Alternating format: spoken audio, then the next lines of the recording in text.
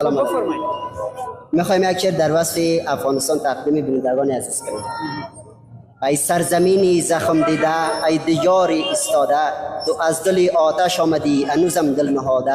اگرچه سالها صدای درد در تو پیچیده است، ولی هنوز در رگ تو غیرت مردانه مانده است. تو خاک قهرمانانی، تو مادری امیدی، در هر غروب غمگینت طلوع نو نهفته ای. قسم به خون شهیدان، به اشک مادرانت، به مظلومیت ایمانت، به بیچارگی بیوزانانت، که آینده روشن می آید به همت جوانانت.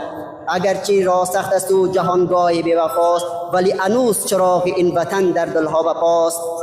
و من یقین دارم روزی که صلح جاودانه شود، افغانستان ما دوباره ستاره زمانه شود.